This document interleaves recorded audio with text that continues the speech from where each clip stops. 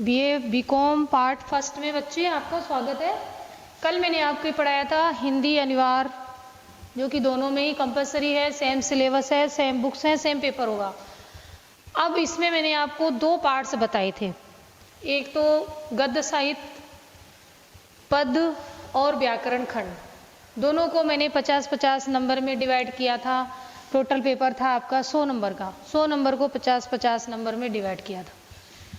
गद्य चयनिका, पद चयनिका नाम की दो बुक्स हैं, जिसमें से व्याख्या और क्वेश्चन आएंगे, ये आपको बता दिया था।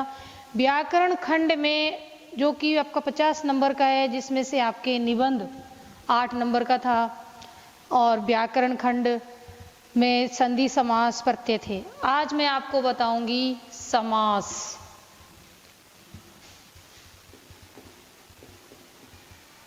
समास आपने पूर्व में भी समास पढ़े होंगे, संधि समास, प्रत्यय, उपसर्ग। समास कितने प्रकार के होते हैं, सेम ही चलते हैं छोटी क्लास से, बस उनका स्तर है थोड़ा बढ़ता जाता है। अब समास कहीं 5 माने जाते हैं, कहीं 6 समास होते हैं। समास लिखिए, सभी ये व्याकरण है, आपके आगे तक काम आएगी, इसलिए व्याकरण को पढ़ने से पहले इसकी एक कॉपी ऐसी होनी चाहिए जो आपके पास सभी पॉइंट को नोट कर सको। अब समास, जिसमें पहला है केवल समास।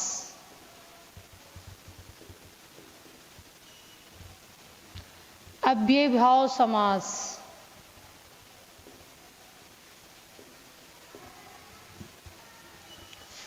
तत्पुरुष समास,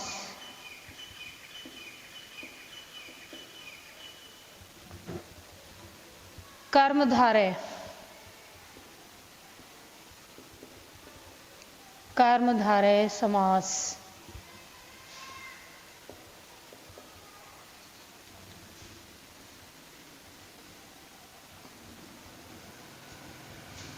कर्मधारय समास, द्वंद्व समास,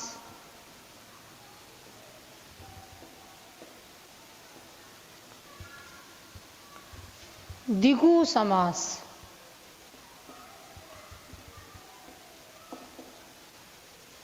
द्विगु समास। अब केवल समास जो उच्च क्लास, जो कि एमए स्तर पे आ जाता है, आपको स्टार्ट करना है अव्ययी समास से। मैंने लिख इसलिए दिया है कि कहीं कहीं केवल समास भी होता है, जो सिर्फ वागर्थाव्यू, एक ही इसका एग्जाम्पल होता है। अव्ययी भाव जिसका पहला पद अव्यय हो, तत्पुरुष समास, कर्मधारय समास, द्वंद्व समास, द्विगु समास, इसी के साथ में एक होता है बहुब्रीहि समास। बहुब्रीहि समास। केवल समास की संख्या गिनी नहीं जाती, क्योंकि केवल जैसा कि नाम से हो रहा है, सिर्फ केवल समास। अब ये आपके 6 समास होते हैं। अव्ययी भाव में होता है कि जिसका पहला पद अव्यय हो, अव्ययी भाव समास। पहला पद अव्यय होता है, जैसे प्रतिदिन, पहला पद इसका अव्यय है, और दिन, दिनम दिनम प्रति।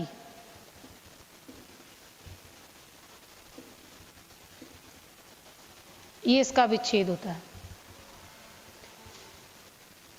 तत्पुरुष समास कारक पर आधारित होता है।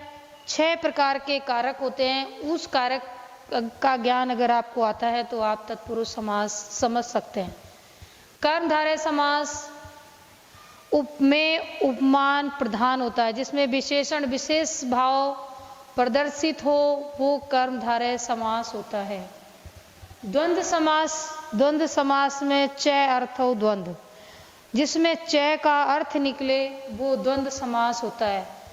द्विगु समास, संख्या पूर्व द्विगु, जिसके पूर्व में संख्या दिखाई दे, वो तत्पुरुष समास होता है, वो द्विगु समास होता है।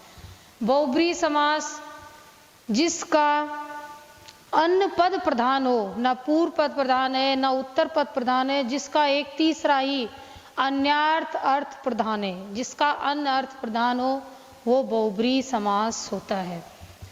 अव्ययीभाव समास के लिए पहला पद अव्यय होना चाहिए, तो पहला जो है वो उपसर्ग युक्त होना चाहिए, कुछ भी हो, जैसे सहचक्रम, सहहरि, सहचक्रम, सहहरि, उपसमीपम, उपसमीप, इस तरह के जो शब्द हैं, जैसे इसमें स है, इसमें स है, इसमें उप है, ये सब क्या हो गए, अव्यय हो गए, इसलिए अव्ययीभाव समास होता है। अव्ययीभाव समास में एक बहुत महत्वपूर्ण बात ध्यान देने होगा बेटा, जो कि आपके कंपटीशन में भी आता है। मोस्टली क्या होता है, द्विगु समास, बच्चे कहते हैं जिसमें संख्या हो वो द्विगु समास होता है, लेकिन मैंने आपसे कहा 5 गंगा, आपसे मैं पूछूं बेटा इस 5 गंगा में कौन सा समास है, या 5 तालाब, या 5 नदी, या 5 जो जलकूप होते हैं, कुछ भी आप कहने का मतलब नदी से संबंधित, पानी से संबंधित यदि कोई भी शब्द आता है और आपको लगता है कि इसमें द्विगु समास होना चाहिए, लेकिन द्विगु समास नहीं होता है, उसमें होता है आपका अव्ययीभाव समास। अव्ययीभाव समास में एक सूत्र आता है नदीभिश्च, हालांकि ये सूत्र संस्कृत में है, लेकिन संस्कृत की व्याकरण और हिंदी की एक ही। ये सूत्र ये कहता है कि यदि पानी से संबंधित कोई भी शब्द आता है और उससे पूर्व संख्यावाची शब्द लगा हुआ है, तो वो द्विगु समास ना होके आपका अव्ययीभाव समास होता है। बहुत महत्वपूर्ण बात है बेटा ध्यान रखने की, क्योंकि आरपीएससी में भी क्वेश्चन पूछा जाता है और बच्चे इस चीज में कंफ्यूज हो जाते हैं कि उनके दिमाग में रहता है कि जिसके पूर्व संख्या हो, संख्या पूर्व द्विगु, जिसके पूर्व संख्या हो उसमें द्विगु समास होता है, लेकिन होता है संख्या पूर्व द्विगु। लेकिन पानी से संबंधित यदि कोई भी शब्द आपके दिखाई दे रहा है, सुनाई दे रहा है, 5 तालाब, 5 नदी, 5 कुआं, तो वहां यदि संख्या लगी हुई है तो आपका द्विगु समास ना होकर अव्ययीभाव समास होगा, और जिसका सूत्र है नदीभिश्च। इस चीज को आप याद करो, आपके कंपटीशन एग्जाम में मोस्टली इस तरह के ही क्वेश्चन पूछे जाते हैं, ताकि बच्चे कंफ्यूज हो जाएं, वो सही आंसर नहीं दे पाते हैं। तो आप ध्यान रखिए, नदीभिश्च सूत्र याद कर दिए, ये सूत्र है आपका अव्ययीभाव समास का। अव्ययीभाव समास में यदि पानी से संबंधित पूर्व यदि कोई संख्यावाची शब्द है तो आपका अव्ययीभाव समास होगा, पहला शब्द। दूसरा, ये इसमें पहला पद पूर्व पद अव्यय प्रधान होता है। क्वेश्चन आता है कि जिसका पूर्व पद प्रधान हो वो कौन सा समास होता है, तो आपको बताना है कि अव्ययीभाव समास। मैं ये व्याकरण आपके दोनों दृष्टि से बता रही हूँ, आपके कंपटीशन एग्जाम में भी जिस तरह के क्वेश्चन आते हैं उसको दृष्टि देखते हुए, और आपके फर्स्ट ईयर में सिलेबस को देखते हुए, इसलिए बहुत महत्वपूर्ण पॉइंट है आपका, आगे तक काम आएगा। आप इसको अपनी कॉपी में उतार लीजिए। पहला अव्ययीभाव समास। अब दूसरा आप नोट करना,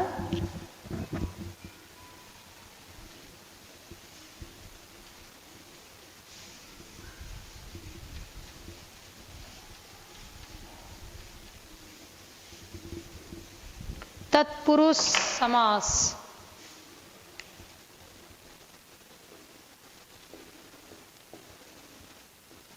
तत्पुरुष समास जिसके दोनों पद ही प्रधान हो वो तत्पुरुष समास होता है, और यह समास होता है आपका कारक पर आधारित। कारक पर आधारित होता है। यदि आपको कारक आते होंगे तो आप तत्पुरुष समास समझ सकते हैं, यदि आपको कारक नहीं आते तो आपको तत्पुरुष समास समझ में नहीं आएगा। जैसे कारक हैं आपके कर्ता ने, ये भी नोट कर लें बेटा, कर्म को, करण से, और से ये द्वारा के अर्थ में भी होता है। चतुर्थी संप्रदान के लिए, अपादान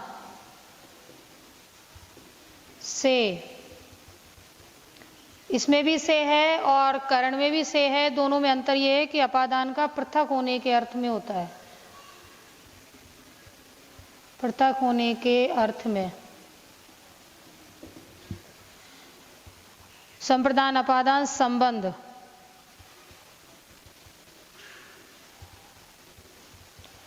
का, की, के। अधिकरण,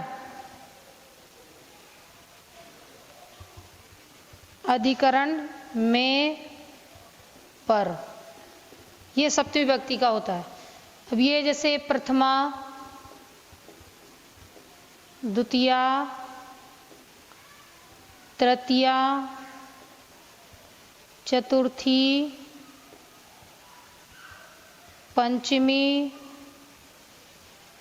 षष्ठी, सप्तमी, ये 6-7 कारक के आधार पर, यदि कारक आपको आते हैं तो आपको तत्पुरुष समास समझ में आएगा। तत्पुरुष समास कारक पर ही चलता है। जैसे प्रथमा तत्पुरुष, द्वितीया तत्पुरुष, तृतीया तत्पुरुष, चतुर्थी, पंचमी, षष्ठी और संबोधन। अब इसमें द्वारा और इसमें पृथक, दोनों का अंतर ध्यान रखना। दोनों की पहचान से है। द्वारा को होता है माध्यम, किसी के द्वारा, जैसे मैं पेन के माध्यम से लिख रही हूँ, पेन के द्वारा। और इसमें पंचमी में भी से है, इसका है पृथक होने के अर्थ में। पृथक का मतलब अलग होना। कोई भी वस्तु यदि बिल्कुल अलग हो जाती है, जिसको जोड़ा नहीं जा सकता है, वो पादान पंचमी विभक्ति होती है। षष्ठी में काकी के और सप्तमी में में पर। इनको बेटा फटाफट आप नोट कर लीजिए। तत्पुरुष समास, इसका एग्जाम्पल है राजपुरुष। अब इसका अर्थ निकालिए, राजपुरुष यानी कि राजा का पुरुष। तो ये कौन सी विभक्ति हो गई? राजा का पुरुष। ये का इसमें पहचान चिन्ह लगी हुई है, जो कि आपका संबंध षष्ठी विभक्ति का है। इसी तरह सभी विभक्तियों के तत्पुरुष समास के एग्जाम्पल बनते हैं। नोट करिए फटाफट बेटा इनको।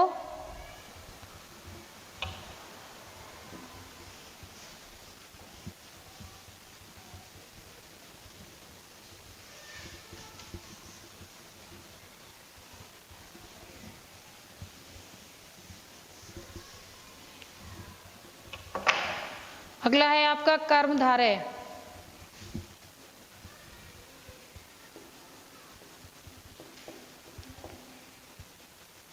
कर्मधारय समास,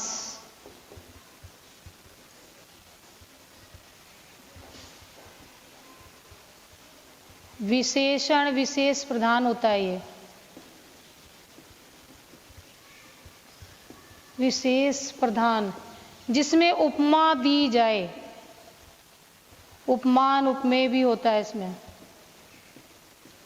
इसकी पहचान ये है, जैसे घनश्याम,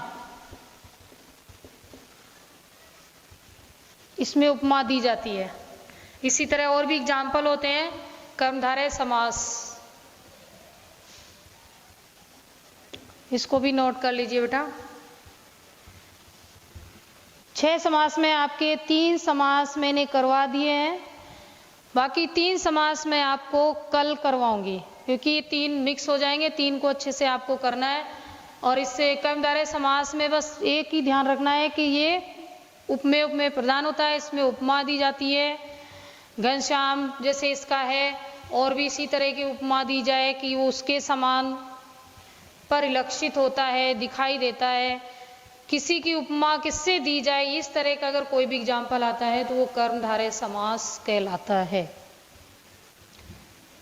ठीक है बेटा, 3 समास आप कर लीजिए और इनको अच्छे से आप अपनी कॉपी में नोट भी कर लीजिए। बाकी आपके बहुब्रीहि समास, द्वंद्व समास और द्विगु समास आपको मैं कल नेक्स्ट क्लास में बताऊंगी। ओके।